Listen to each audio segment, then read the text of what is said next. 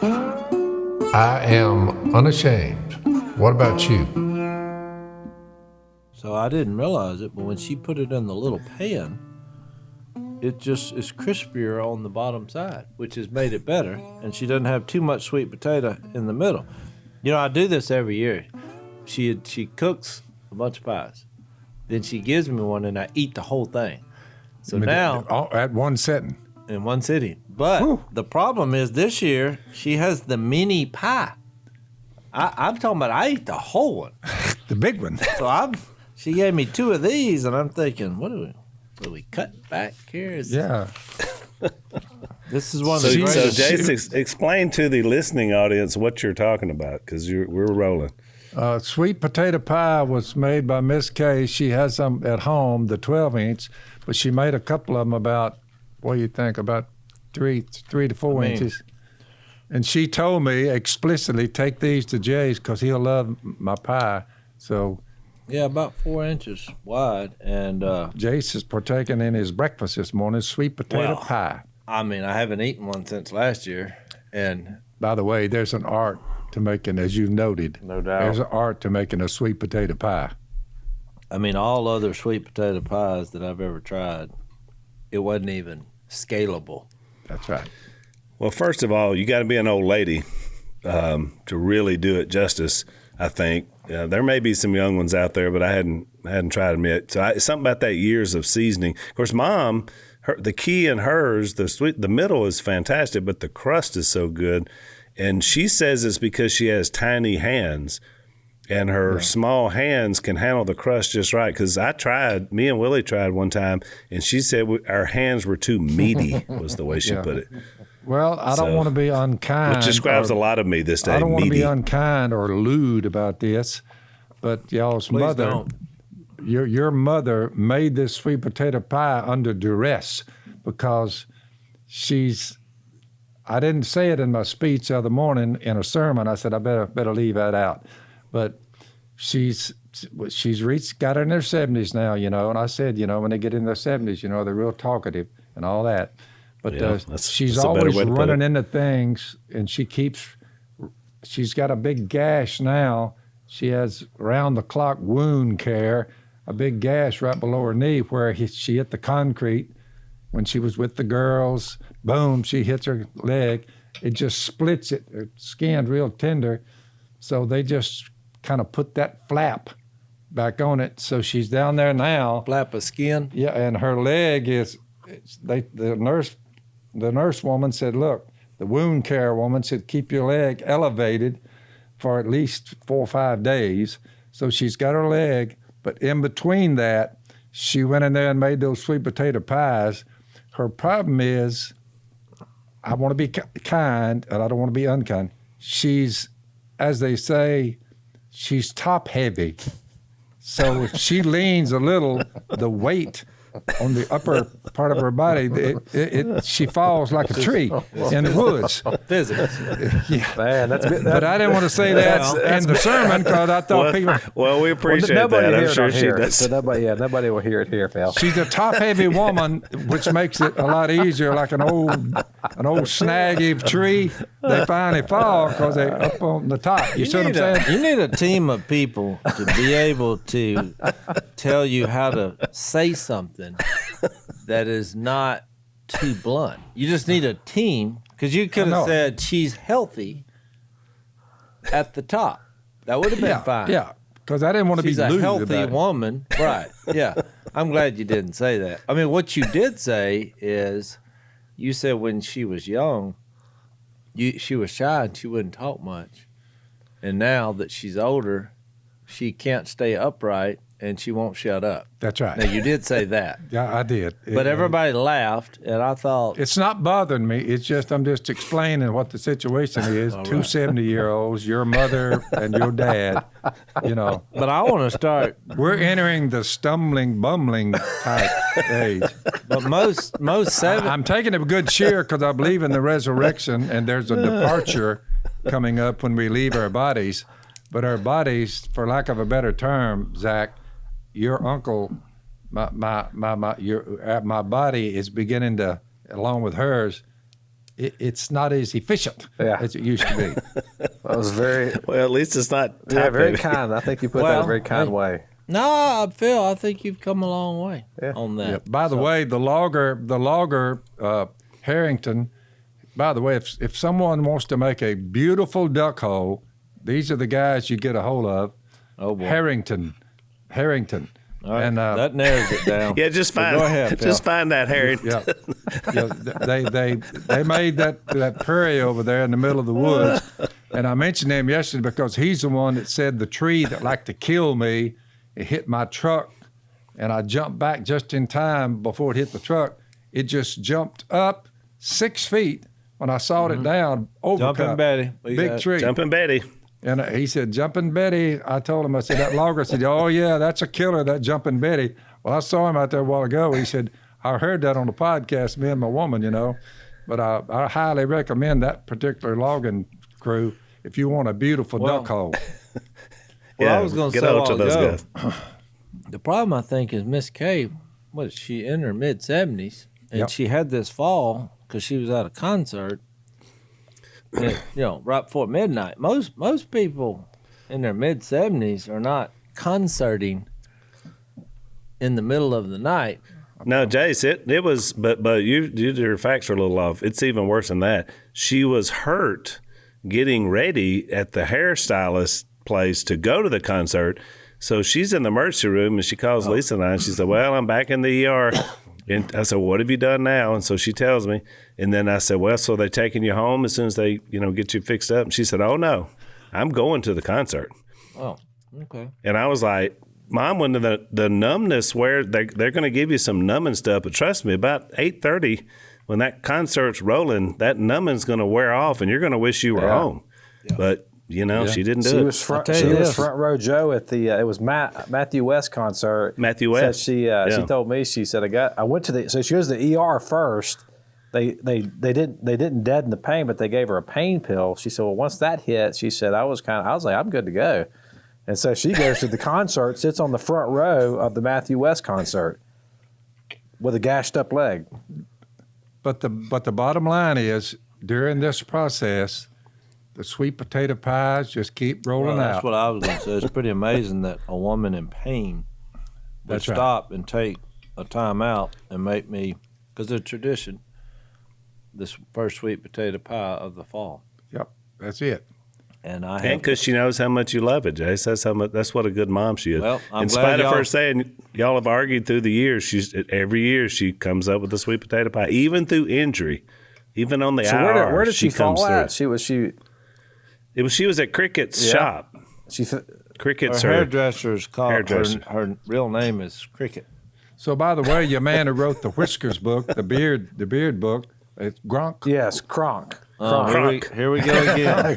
Cronk. Kronk. Harold Kronk. He did an outstanding job. We're just kind of reminiscing here about this, about food and hospitality within a family structure, Al. You would have to admit the hospitality side, we put that into practice in a big way over the last 50 years. Yeah, it's just always been a part of how we grew up. And it didn't matter, as you've said before, the only thing that changes is the menu. We're eating a little bit higher end stuff these days, but it didn't matter whether it was low end or high end. We always had a house full of people. And Mom was, look at that. Jace, you get the Clean Plate Award for those of you that are watching. I was showing the. It's always been a part of who we are. And it just kind of was generational because I can remember the whole sweet potato thing. I remember when Mom didn't make the sweet potato pies, Granny made the sweet potato pies. That was handed down. It was handed down. You remember she would have them spread out, Jace. You remember all around the sewing machine and the kitchen and in one of the the most front exciting- porch. If you think about it, Al, when memories. you're raising children, now that y'all are raising children, we're talking about how y'all were raised and how Ma and Pa, from the patriarchs on down to me and then you. Well, now that you have children and grandchildren, it becomes a bigger factor than people realize. It brings families and showing them how to behave, how to operate in a sin-cursed world. It really is a wonderful thing. Hospitality. Just a note, I've raised mine also. So What's your kids? I mean, my last one's 18. She's on her own. Zach's still raising. That's Zach's your still got youngest.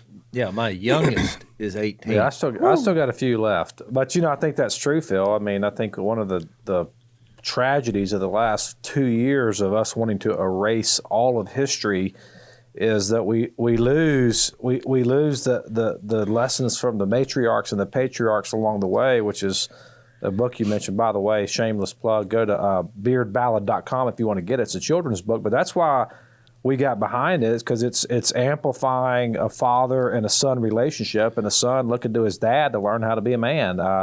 That's where we learn these things. Y'all pass down a lot of great traditions and values that we all hold as a family to this day. I'm thankful for it. Think about it. I'm 75 years old, and I delivered 2 sweet potato little pies this morning to one of my sons, and you're like, it's family structure. It really is. He's a grown man now with his own children.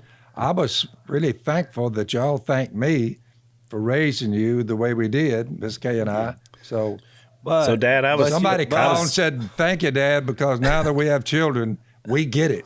But to be completely transparent, look, he was dunning me for the fuel around here, and he was handing me 2 sweet potato pies. Exactly. And I was like, knowing that I would have paid $1,000 for that pie. You know what you call that? I showed him the fuel bill of this yesterday's fuel bill. 700 gallons of diesel came our way. We're pumping water. I told Jace, I said, Jace, here's some pie. It's a question of fairness that all this fuel we're buying. I said, everybody's using it, but there's only one person paying for it. That'd be me.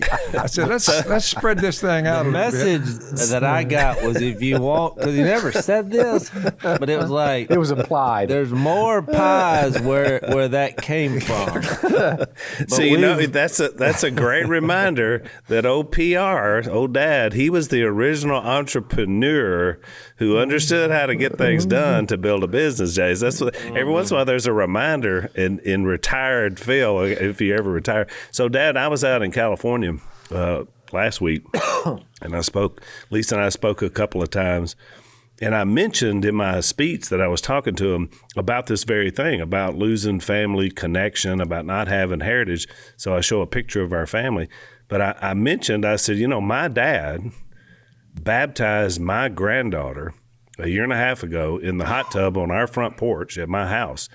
I said, that was a great-grandfather baptizing his great-granddaughter. Yep. And I said, there's no better picture to me of that, of what you're talking about, that this is legacy that lives on. Because you're talking about 4 generations were present there of faith, Amazing.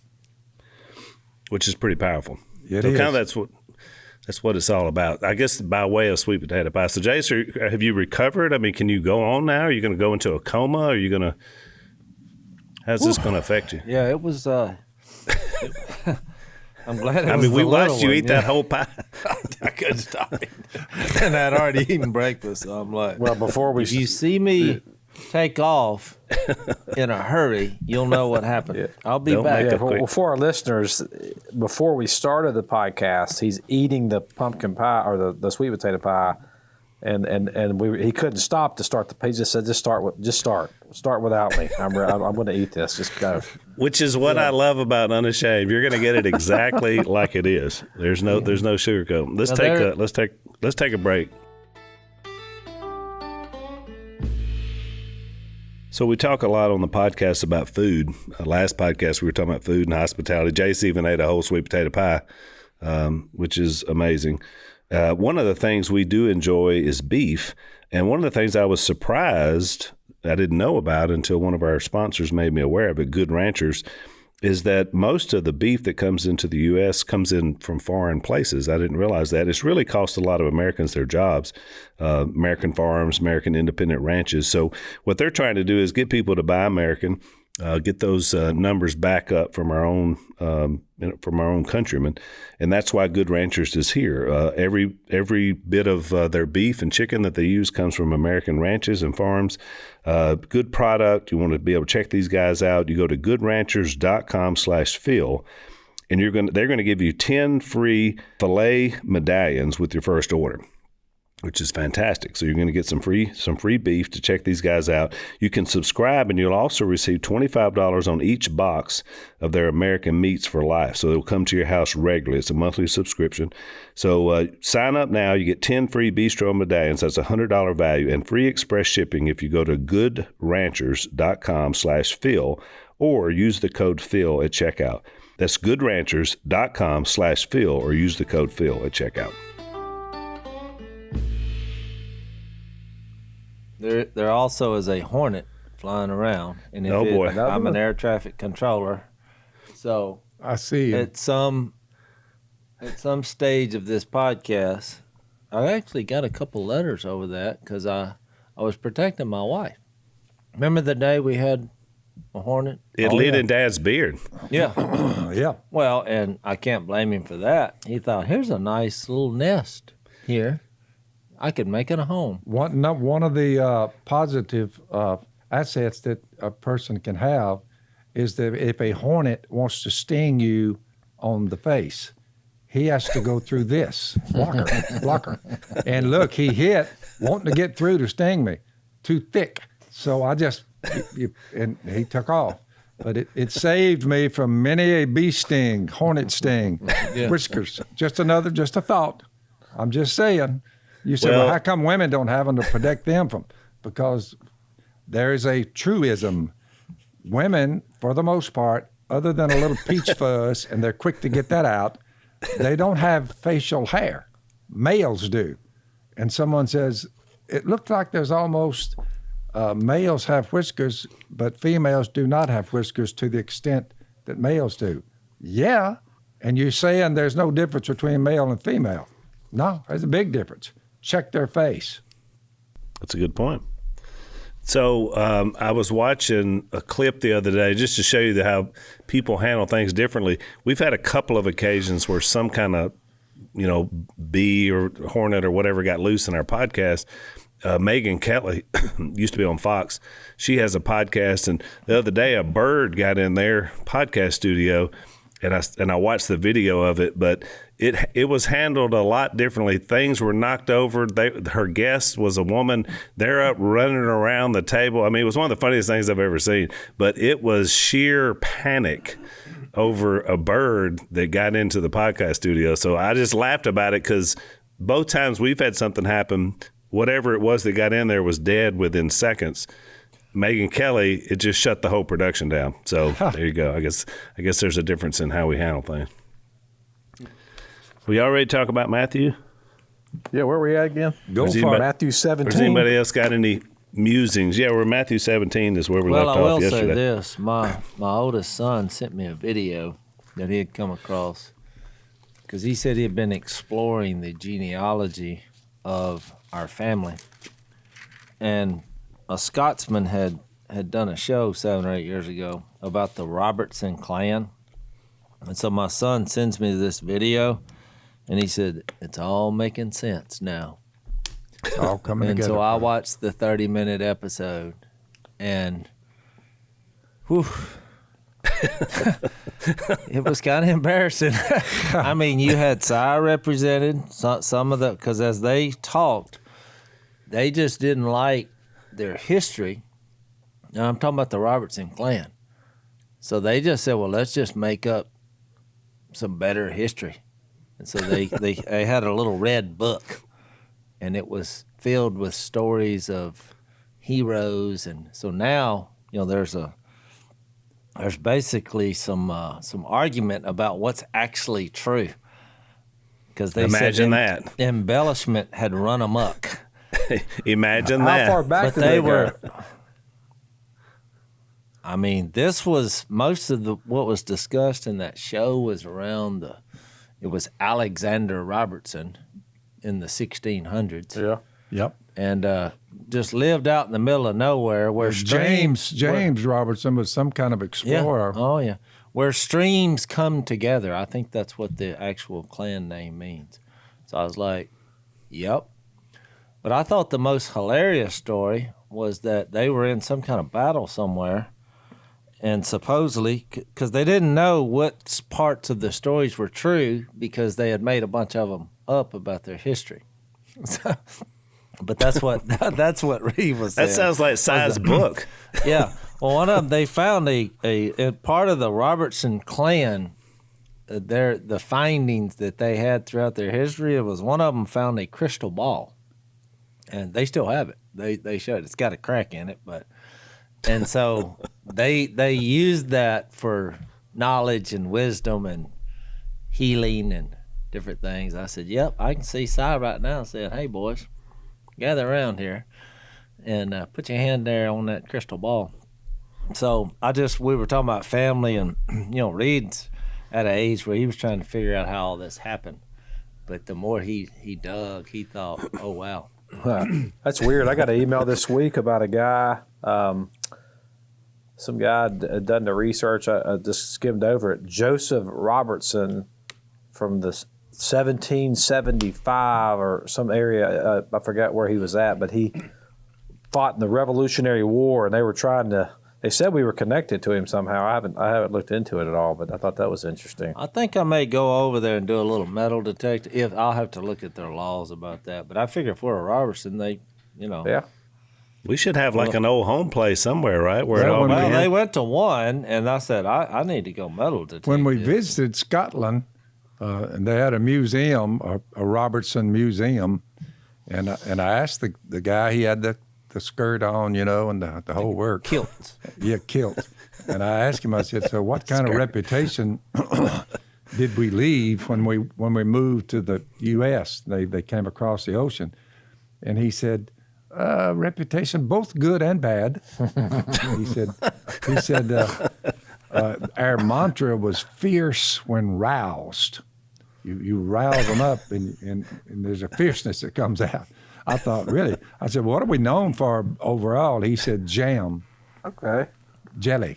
Jam. Oh, not like get your jam on. Jam like, and jelly. And I thought, jam and jelly. You still making the Mayhaw jelly. Fixing jam and jelly to this day. Well, I would say that fits the Phil Robertson motto, fierce when roused, which is why we never woke jelly him up. my whole life, making jelly. We never woke him up, right, Jace, from a nap, and then he's been making jelly his whole life. Well, from what I gathered from the 30-minute show, we were known for a lot of drinking, which we've had some of those problems in our past. Yeah, Lived in the outdoors. They would go to places where no human had existed and say, "Yep, we're gonna set up right here." That explains the woods we're sitting. That's did familiar. That. This is you That's found familiar. this place, and a lot of storytelling. Yep. Oh, that's us. That's we're there's no that was doubt. it. So did it say anything about, Jace, because I'm not sure how it all works, but the Robertsons, we're kind of part of a greater clan as well, and there's like these big families, and I think it was McDougal. Did they mention that? Oh, We were it's all in there, but that's the problem is you can't figure out exactly where the Robertsons fit in because they made up their history. That continues to this day. That was the joke. If you missed that out, we don't know. I got it. He's like, we're never going to find this out. Revisionist because history. the red book with all the history was burned in a fire after an argument broke out between two Robertsons. So they burned it in the fire, which sounds exactly like many a domino game that I played as a kid. An argument would break out and things would start to get thrown in the fire. So, Jason, do you remember this? I can remember when we were kids, we got into a heated card game, and Granny and Paul tied into it, and Granny took like a handful of our playing cards and tossed them into the ever-burning fireplace that was right behind the domino table. And that was the end of the game, not only for that day, but for a while until somebody went and bought another deck of cards. Do you remember that? Yeah, I remember it. I remember Paul got mad and burned that 6-4 domino with his cigarette. On the corner. Yeah, on the corner. Well, then everybody knew who had the 6-4. And from that time on, if somebody needed 10 or less to go out, you just looked for the burned cigarette domino and you automatically win. It used to make me so angry because I thought, he's like, nah, you can't see that. Of course, he'd grab it and turn it over and say, we win. 10. He would always say TIN 10 when he took a 10 count. Yeah. Well, you know what we should have done was we should have burned 3 or 4 other ones, and then you wouldn't have known because it could have been a choice. That's what we should have done. I'll have to admit, you guys were raised when you were raised up as boys. I mean, y'all had daily or nightly domino games and cards and dominoes. Card games, It was yeah. always there. Yeah. Yeah. Every time we would get home from school in the school year, we would go down and play for an hour or two with Granny and Paul. That was just standard. And that's why Jason and I got so good at it, because we played every day. And Willie was a Well, little bit right. too Yeah, little. when Jay strapped it on all the coaches up there at his high school, they was going to fleece you and you smoked them. One of my greatest memories as a kid, because I Hang on, Jace. Before we tell that, let's take a break. So, Jace, recently you've been on quite the rant about headboards and footboards. How you're anti. You think they should all be cut up and thrown into firewood. Is that you still on the rant? To quote Ecclesiastes, meaningless. Well, It's I thought of chasing, an. it's a chasing after the wall.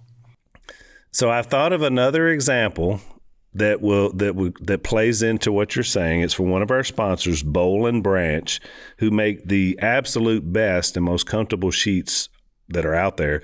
I thought of another reason. A headboard and a footboard make it harder to put your sheets on your bed. If you didn't have a headboard or a footboard, your sheets would go on easier. Is that not true? Thank you.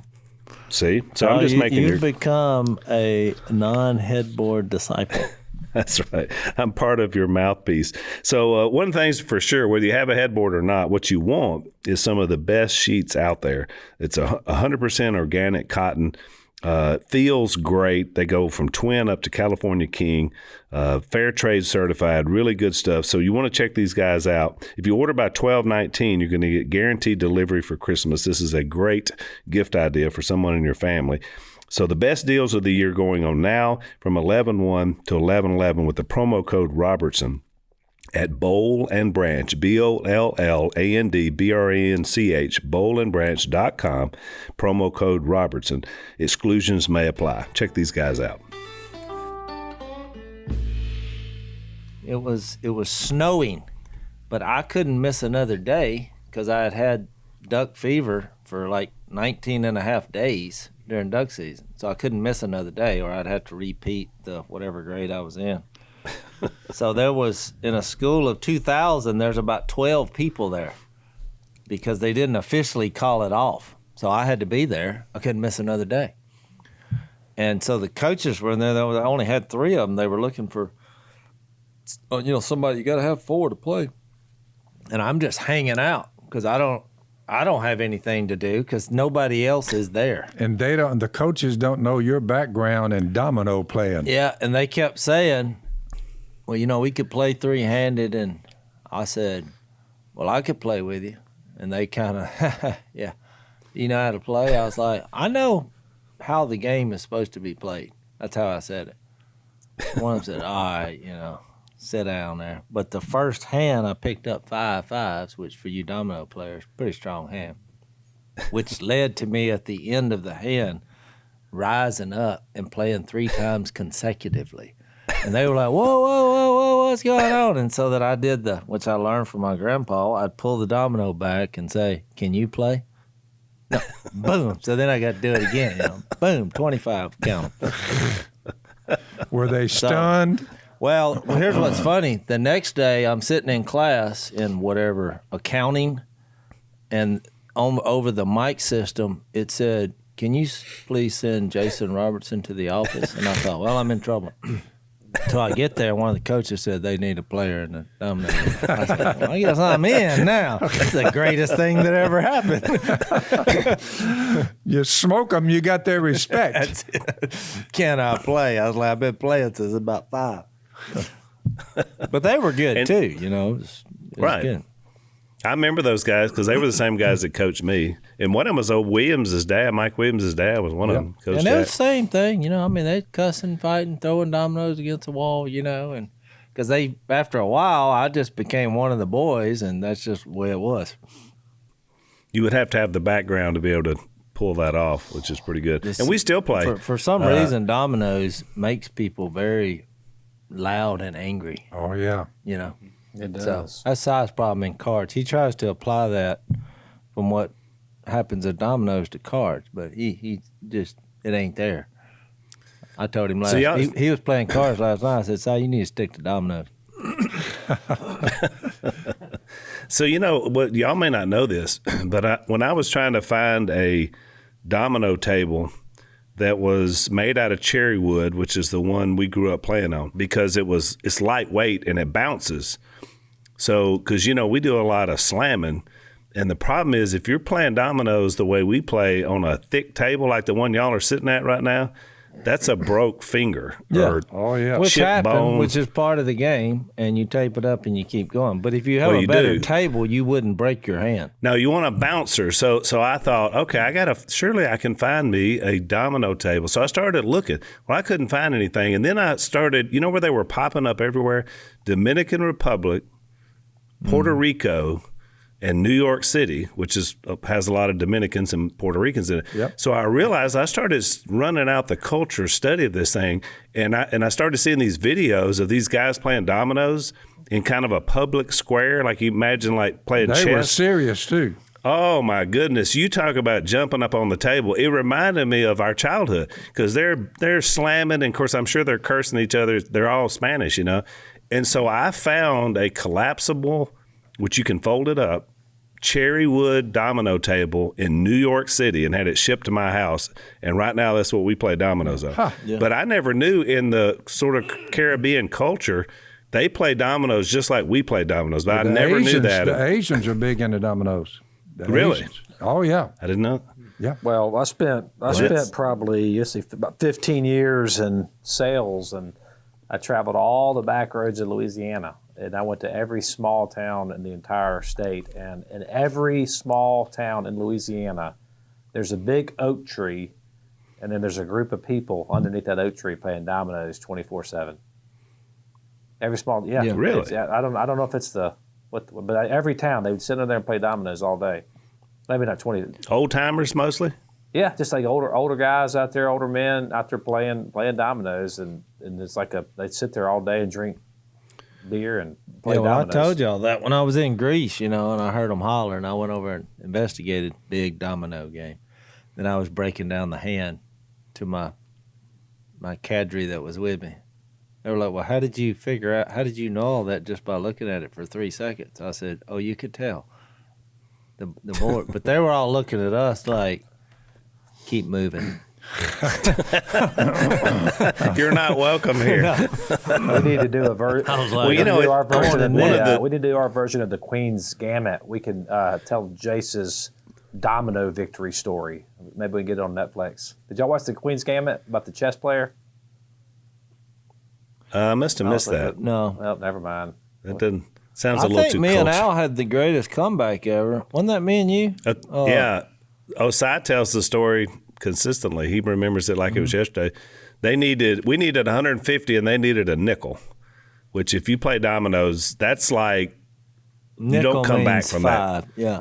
They needed 5 and we needed 150. That's like 100-0 in a football game, and you win it, and you come back and win it. And you come back. And we came back in 2 hands of 6s and 5s. They never scored, and we ran the 2 hands and won. It was against Harold and Jimmy Frank, Dad's older 2 brothers, and they never lived it down. It was a lore. Yeah.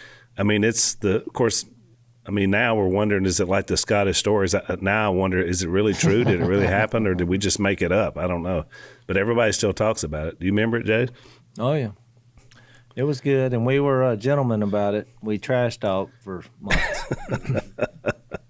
We had to walk the line because everybody trash talked, but we were young. We were the nephews, so we couldn't quite go as far as they did, but we went right up to the line. No, I crossed the line. Phil confronted me one time. He was like, "Hey, you're being disrespectful, you know, at the domino table." I was like, "Well, that's just part of the game." And he was like, "Hey, you do it again, I'll tear your butt up." I was like, he had the ace card. Well, that was the ultimate I remember card. The 2 things being younger. Me and Jeff, you know, we kind of would just run through the house. We weren't invited to sit at the table till we got much older.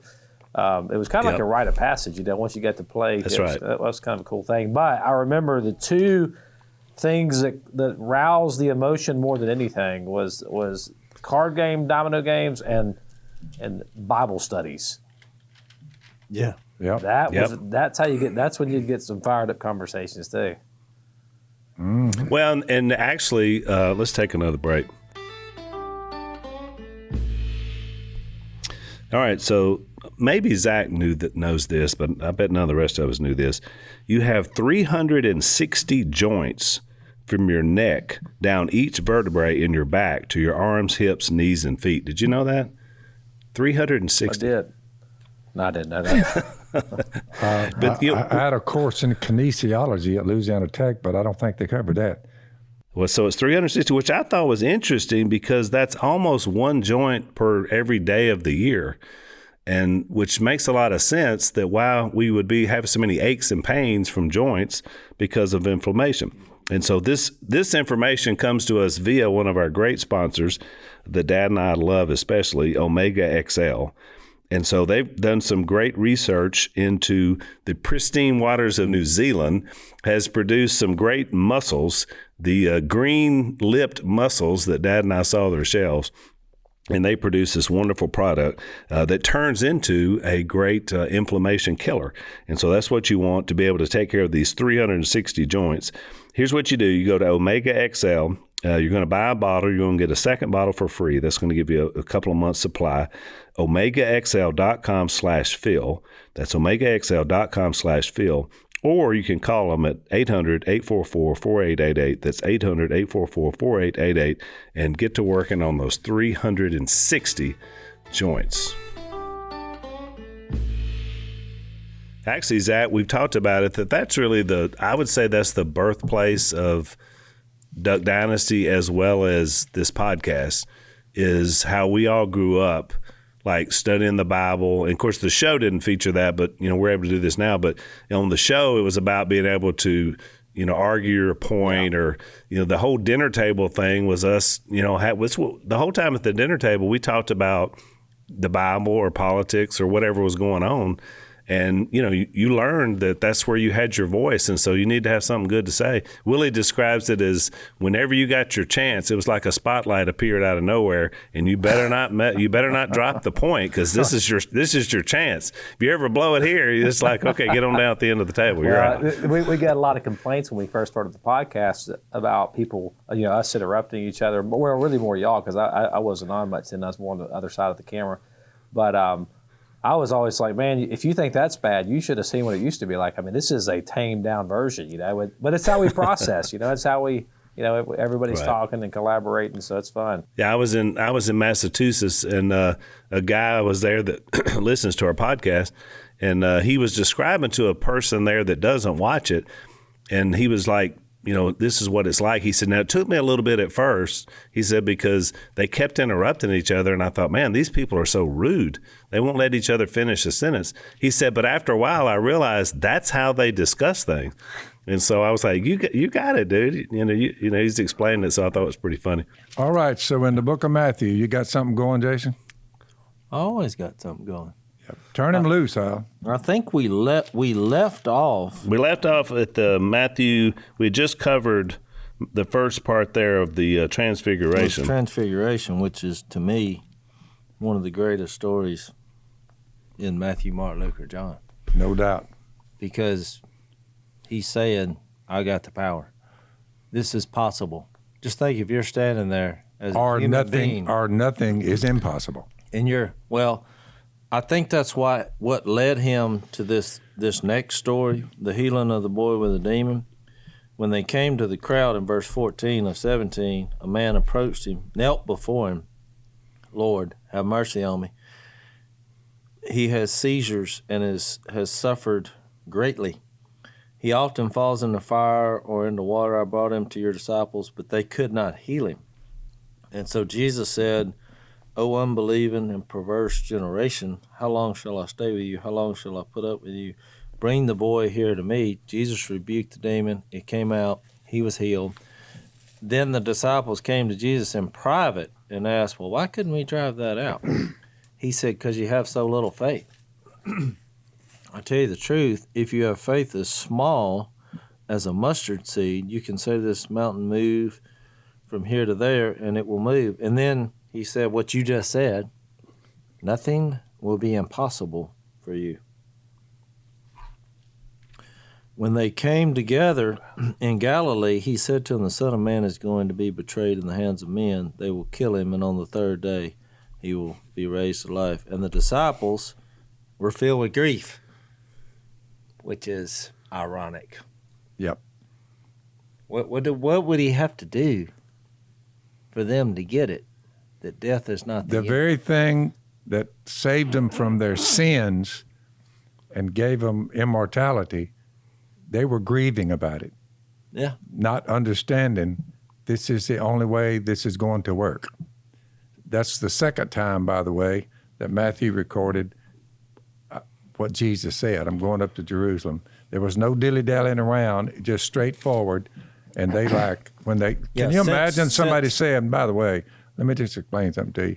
And he says it once. Well, the next thing they know, he says it again. And they're like, going up to Jerusalem. Well, then he says it again and again. And they will kill him. And on the third day, he'll be raised alive. If someone tells you that, your neighbor says, look, Phil, I'm going over here and take a trip. They're going to kill me, but in 3 days, I'll be back. I'll come back from the dead. I would say, what? You'd say, yeah, okay. Yeah, Well, that's what they said. yeah. Okay, buddy. Even the ones with him had difficulty believing what Well, he said. It's hard to believe practically. I mean, look, this looks good on a poem saying nothing will be impossible for you, because people come up with all this stuff all the time. That's why I brought up, Marvel's coming out with a new movie called Eternals. You know why? Because somebody got in a room and said, let's call it Eternals. Now, is something eternal actually going to happen in that movie? No. No. But they're calling it that because you're thinking, whoa, something eternal could happen. Let's go check it out. And so by the time you eat enough popcorn and drink a Coke, you don't care. You were entertained and you left, but nothing eternal is going to happen. Well, I think that's just the natural way of viewing these things. He said nothing will be impossible for you. Well, then they're filled with grief 2 verses later because he said he was going to die. But he also said he was coming back. And they're like, oh, man, this is sad. this They guy's didn't crazy. have the wine skins to hold his new wine. I mean, Yeah. even the part before that, when they weren't able to produce the miracles because of their lack of faith. Keep in mind, this is directly after they saw the transfiguration of Jesus with Moses and Elijah, which you would think would have emboldened them in their faith. And still, it's just the nature of kind of our humanity is like even in the midst of these miracles and things that are happening, they still would go back to their own selves for the source of their whatever they're trying to produce. And I think that's his point. And the part about when he says, your lack of faith is why you couldn't perform these. And he says the faith the size of a mustard seed can move mountains. Well, I think what his point is that like it's not about what you're producing, it's about what I'm producing. And we always try to go back to ourselves in that and wind up with the same results. By the way, Jace, in the next section, he discusses the temple tax. Tax collectors, it's brought up repeatedly on the flow of money and what's required of the human race by man-made constructs. They always tax the people, and it's pretty interesting the way this unfolds about paying taxes. Hang on, Dad, let's take a break. And what's more interesting about that, Dad, is this particular tax was a temple tax. So they're Jewish, and to worship they go to the temple, and so the powers that be had decided that they were going to tax people to come and worship God, which was really interesting because you don't see anything about this in the Old Testament. I never saw much about temple tax. There was you're supposed to give a tenth to be able to uphold the priesthood, the Levites, but they have just decided to make some money off of worship. And so it's interesting because I Jesus wonder if that says, ever caught on in modern day. well, maybe.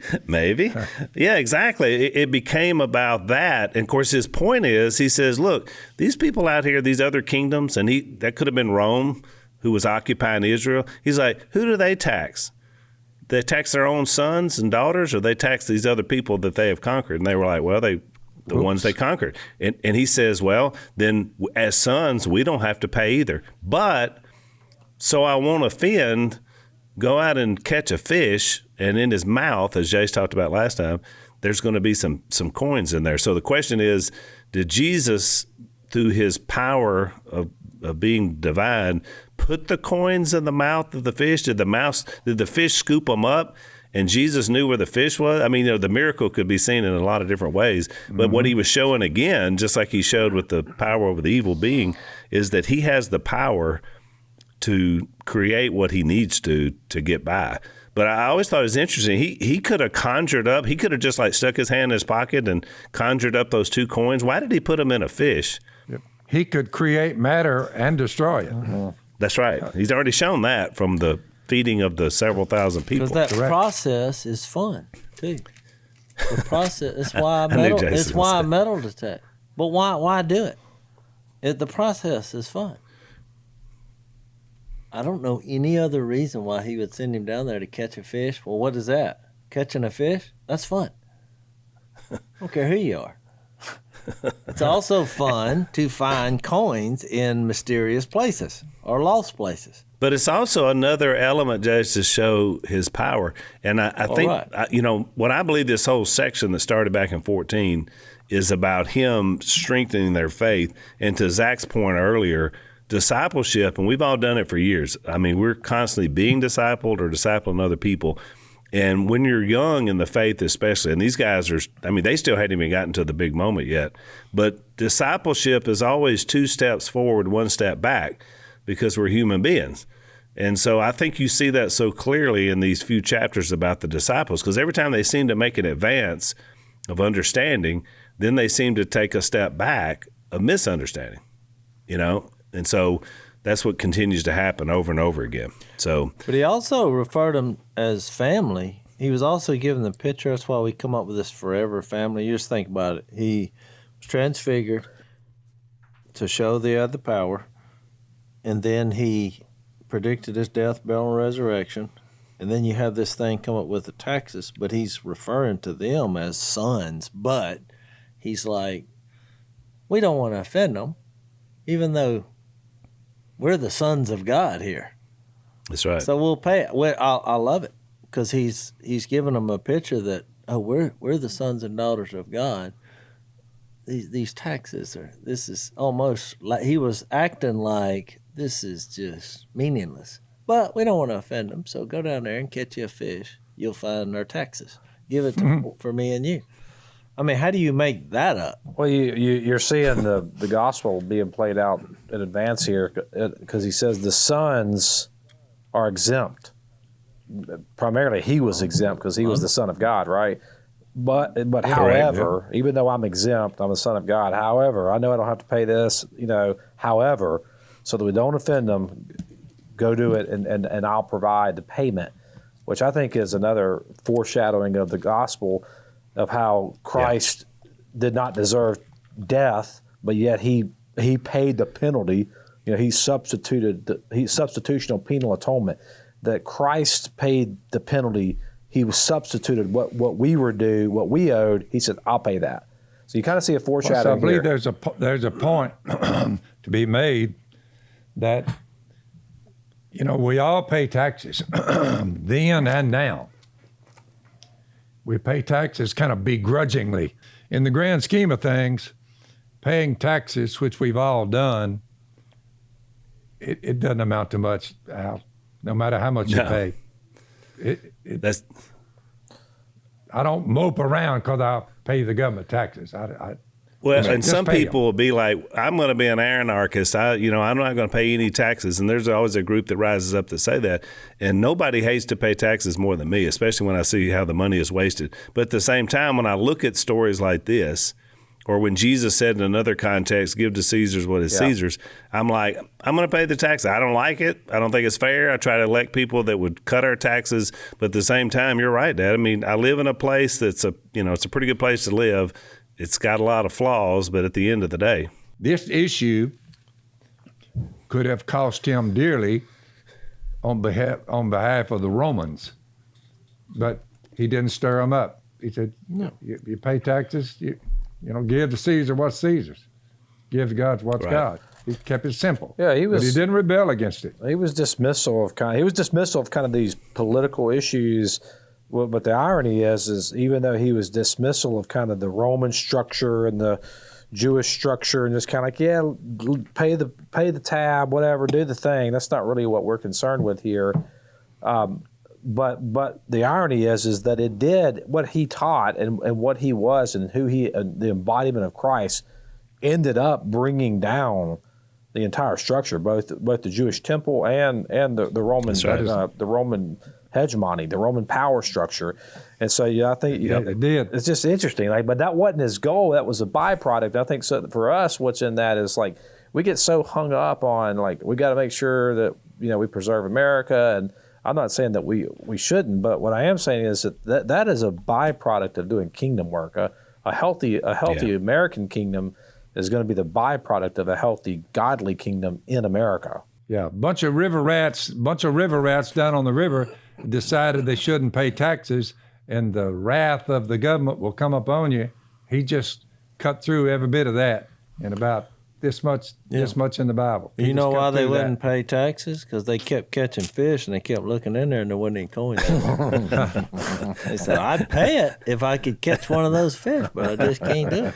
So I'm gonna Which go to fishing. me, Jace, is a great overarching point, is that ultimately God provides for whatever it is you need. That is and so, look, I spent most of my life, because I was in ministry, not making a lot of money, and therefore I didn't pay a lot of taxes. I mean, most of my life I didn't pay a lot of taxes. Well, guess what happened when I started making a little money? I had to start paying taxes. But I realized that God provided that. I also enjoy a lot of things in my life that he gave me as a blessing for being true to him. Yeah. So, look, God will provide. So if you get stingy and you start thinking no, this is about me, then you're going to run into some serious problems, I think, on this issue or any other. Correct. They're going to waste it, which that's right. They probably are. But that's a good story to share our responsibility. I mean, we don't want to offend anybody. What I wanted to read, getting back to the part I was inferring, was Galatians 3:26. It says, "You're all sons of God through faith in Christ Jesus. For all of you who are baptized into Christ have put on or clothed yourselves with Christ." There's neither Jew, Greek, slave, free. You're all one in Christ Jesus. Then he goes on and kind of explains this in chapter 4. He says, what I'm saying is that as long as the heir is a child, he is no different from a slave, although he owns the whole estate. He is subject to guardians and trustees until the time set by the father. So also when we were children, we were in slavery under the basic principles of the world. But when the time had fully come, God sent his son, born of a woman, born under law, to redeem those under law so that we might receive the full rights of sons. Because you are sons, God sent his spirit into our hearts. So you are no longer a slave, but a son. And since you are a son, God has made you an heir. Yep. I think he was introducing the bigger principle. Yep. That because of my son, you're going to be sons, and we're not worried about these worldly, what you're going to do with money and all that. The heir of what I have is everything good in life, and that's what you'll be a part of. I mean, I think it's a window into what we get to partake in because of God's power. It's a great point, Jason. Really, if you're a co-heir of the entire universe, does the temple tax, should that really make your blood pressure go up? No. I mean, in the big scheme of things, we're co-heirs of the universe with Jesus. So I think sonship is more important than that. All right, well, we're out of time. We'll try to do better next time. Thanks for listening to the Unashamed podcast. Help us out by rating us on iTunes. And don't miss an episode by subscribing on YouTube, and be sure to click that little bell to get notified about new episodes. And for even more content that you won't get anywhere else, subscribe to Blaze TV at blazetv.com/unashamed.